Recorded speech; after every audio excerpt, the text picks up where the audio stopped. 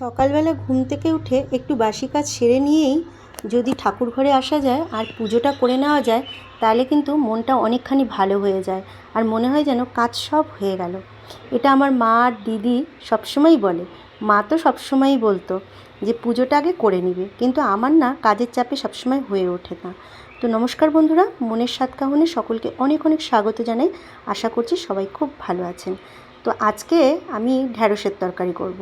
আর এই ঢ্যাঁড়সের তরকারিটা কিন্তু আমি অনেক দিন আগে টিভিতে দেখেছিলাম, একজন বড় কুক রান্না করছিলেন। তো আমি সেখান থেকেই শেখা এই ঢ্যাঁড়সের তরকারিটা। আমি কিন্তু প্রতি বছরই ঢ্যাঁড়সের সিজনে এই ঢ্যাঁড়সের তরকারিটা করে থাকি। খুব ভালো লাগে, আমার ঘরের সকলেরই খুব পছন্দ হয় এই ঢ্যাঁড়সের তরকারি। তার জন্য আমি ঢ্যাঁড়সগুলোকে, কচি ঢ্যাঁড়স নিয়েছি, আর এই ঢ্যাঁড়সগুলোকে আমি মাঝখান দিয়ে দুফালা করে দিয়েছি বড়গুলোকে, আর ছোটোগুলোকে গোটাই রেখেছি। আর এদিকে নিয়েছি টমেটো কেটে নিয়েছি, পেঁয়াজ নিয়েছি, রসুন নিয়েছি, কাঁচা লঙ্কা চিড়ে দিয়েছি। কড়াইতে তেল বসিয়ে দিয়েছি আর তারপরে রসুনটাকে ভালো করে একটু ভাজা ভাজা করে নিয়েছি।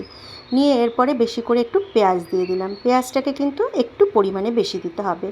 হালকা ভাজা হতেই তারপরে টমেটো কুচিগুলোকে দিয়ে দিলাম। এইবার টমেটো কুচিগুলোকে দিয়ে একটু নেড়ে চেড়ে লঙ্কা দিয়ে দেবো, আর তারপরে এর মধ্যে দিয়ে দেবো নুন। নুনটা দিলে কি হবে, একটু নরম হয়ে যাবে, টমেটো আর পেঁয়াজটা বেশ নরম হয়ে যাবে। তো এই যে নুন হলুদ দিয়ে দিলাম, তারপরে দিয়ে দিলাম লঙ্কার গুঁড়ো, আর তারপরে দিয়ে দিলাম ধনে পাউডার। এটার মধ্যে কিন্তু ধনে পাউডার দিতে হবে, নাহলে কিন্তু ভালো লাগবে না।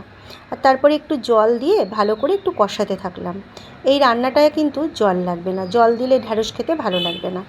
তো তারপরে আমি ঢ্যাঁড়সগুলোকে দিয়ে দিলাম, ধুয়ে রাখা ঢ্যাঁড়সগুলোকে। এরপরে ভালো করে একটু নাড়াচাড়া করে দিলাম। আর বন্ধুরা, এতে কিন্তু মিষ্টি দিলেও ভালো লাগে না। তারপরে একটু ঢেকে ঢেকে ভালো করে কষিয়ে নিলাম। আর এটাকে কিন্তু ওই ঢেকে ঢেকে ভালো করেই রান্না করতে হবে, এটাতে কিন্তু জল দেওয়া যাবে না। তো রেডি হয়ে গেছে আমার ঢ্যাঁড়সের তরকারি। কেমন লাগলো জানাবেন কিন্তু।